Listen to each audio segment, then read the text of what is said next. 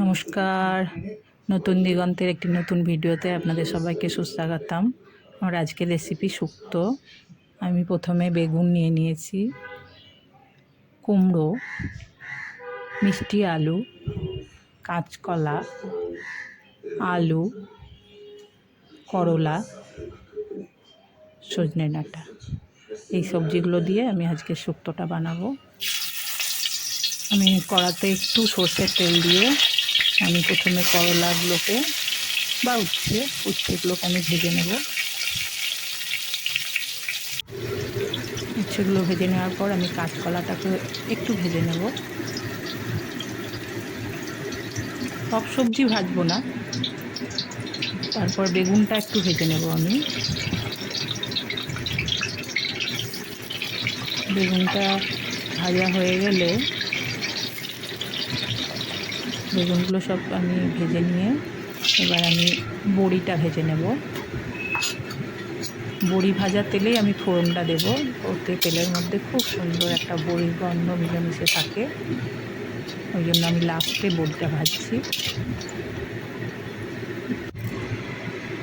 এবার আমি ফোড়নটা দিয়ে দেব, শুকনো লঙ্কা, তেজপাতা আর একটুখানি রাঁধুনি দেব। আমি এতে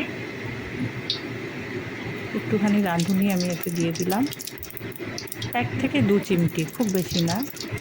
আর সর্ষেগুলো ফুটলেই একটা আওয়াজ আসবে চটপট করে, ওই চটপটে আওয়াজটা শুরু হলেই আমি এবার আমার যে বাকি সবজিগুলো যেগুলো আমি ফ্রাই করিনি, আমি একটু ফোড়নটা ভালো করে ভেজে নিচ্ছি। এবার যে বাকি সবজিগুলো আমি রেখেছি, যেগুলো আমি ফ্রাই করিনি, সেই সবজিগুলোকে আমি এই ফোড়নের মধ্যে সমস্ত সবজিকে আমি ছেড়ে দেবো।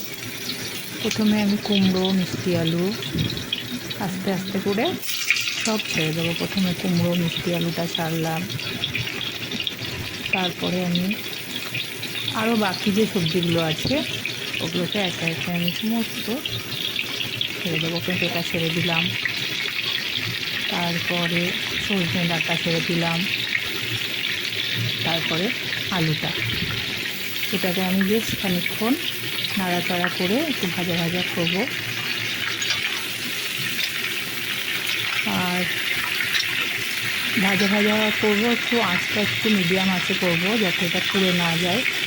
একটু নুন দিয়ে দিলাম, হলুদটা ভীষণ কম দেবো এখানে, যেহেতু শুক্তো একটু সাদাটে কালারের আছে, এই জন্য হলুদটা আমি পরে একটুখানি দিয়ে দিয়েছি। নাড়াচাড়া করে অনেকটাই ভাজা ভাজা হয়ে এসছে। আমি আদা, কাঁচা লঙ্কা বাটা এর মধ্যে দিয়ে দিলাম। আর একটুখানি আমি আধা চামচ মতো, ছোটো চামচের 1 চামচও বলা যেতে পারে, আমি রাঁধুনি বেটেছিলাম, সেই রাঁধুনি বাটাটা দিয়ে দিলাম।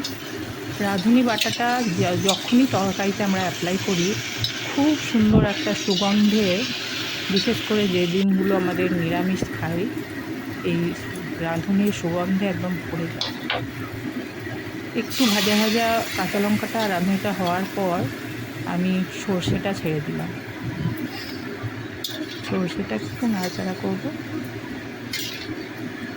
সর্ষে তো বেশি নাড়াচাড়া করে চলবে না, সর্ষে বেশি নাড়াচাড়া করলে তেঁতো হয়ে যেতে পারে, ওই জন্য আমি একটু নাড়াচাড়া করলাম। আর লাস্টে পোস্তটা দিলাম। সর্ষে আমি একটু কম দিয়েছি, পোস্তটা বেশি দিয়েছি। আর এখানে আমি আমুল স্প্রে গুলে রেখেছিলাম, পাউডার মিল্কটা জলে গুলে রেখেছিলাম, সেইটা দিয়ে দিলাম। এখানে আমুল স্প্রে যেটা ছোট্ট প্যাকেটে পাওয়া যায় ওটাই ইউজ করবেন, এতে সুগন্ধটা খুব ভালো হয়, টেস্ট সুগন্ধ দুটোই। পেঁপেগুলো সেদ্ধ হয়ে গেছে, আমি পেঁপেটাই প্রথমে চেক করছি, কেননা পেঁপেটা সেদ্ধ হতে একটু টাইম লাগে।